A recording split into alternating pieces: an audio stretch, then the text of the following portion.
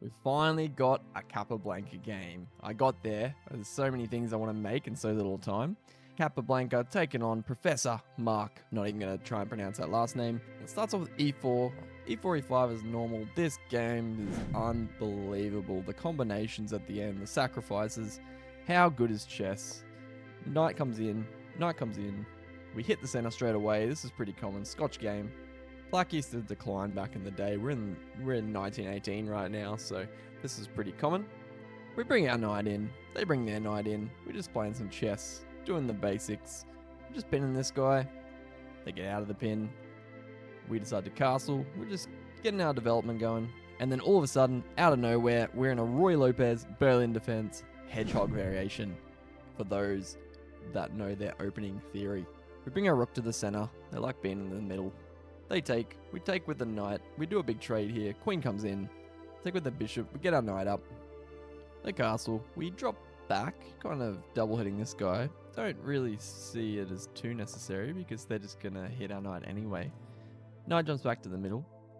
And then these kind of moves always used to confuse me, especially when I was a beginner. It's not that long ago, to be honest.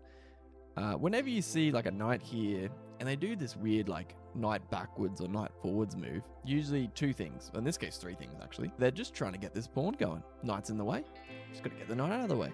That's simple. Don't think they're doing that here because this king's going to be super weak, and I mean, you're losing the pawn anyway, and the rook's going to be on your bishop. If it's not push, why are they doing this silly move? Second reason is bishop probably wants to go here. Knight's in the way.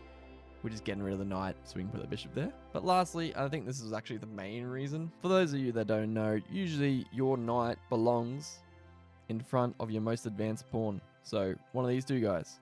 So this knight wants to go here or here. It looks weird, but that's simple. It wants to be as far advanced as it can. You might say, well, I mean, can't they just do the same thing and go here? If they want to get to this guy? Yeah, you'd be right. I guess, I don't know, gives you more options. Alright, so we jump our knight in. We also want to get to the furthest part with our knight. That's where he likes to be. We hit the bishop. So the bishop comes. It's our queen. Of course, we're going to slide our queen over this way. It makes the most sense. They get their plan. They get the knight where they wanted to be. We develop our bishop. We just hit this guy one more time. Applying pressure to this guy. They X-ray protect their knight with the queen. We get our rook to the only semi-open file it can go to because our pawn's not here anymore, so it's called a semi-open file. They bring their rook in. This is the move you want to find. This was crazy. I didn't see this coming. I was looking at this game. I was just flicking through. I was like, oh, let's look at some Capablanca games where he wins really quickly. And I saw this. I was like, this is the game. We're doing it. So pause your videos. Try and find the move. Of course, we don't do something simple. We just give him a rook. No worries. We take the pawn. Thank you for the pawn. Rook takes. Why do we do this? This is our follow-up. We take with the bishop. For those not quite following why we did this, if they take with the bishop here, we take with the queen, and checkmate threat.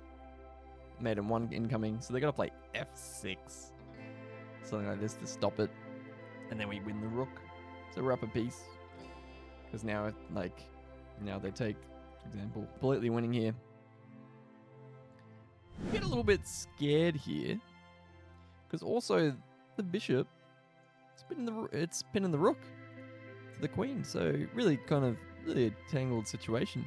They play rook here, realizing there's a back rank mate, so we of course have to take first, which gives them time to take the bishop now, so they're pretty happy. For those of you screaming out, why on earth did they not just play Queen A5 here, hitting the back rank? Good job if you found that. Absolutely crazy, because you had to see the follow-up. Black obviously missed here. That once we block with the bishop takes, we take with the pawn. The whole idea, rook can come over here and stop the checkmate. So yeah, nice work finding that all the way in advance. I didn't see it. Nice work if you did. Rook here, we accept. We get to this position. You also had to see this as well. So you can find this move. It's probably easy now because I'm telling you to find it, but find the next move. See if you can figure out how you're going to just completely win the game here. We start off, knight h6. Pay attention here because this combination's been repeated many times. It's so beautiful that masters throughout the years have copied this exact tactic. So they're in check, they go over. Now, this is the move as well. There's so many I mean, you don't have to pause every time. If you want, you can pause, try and find the next move.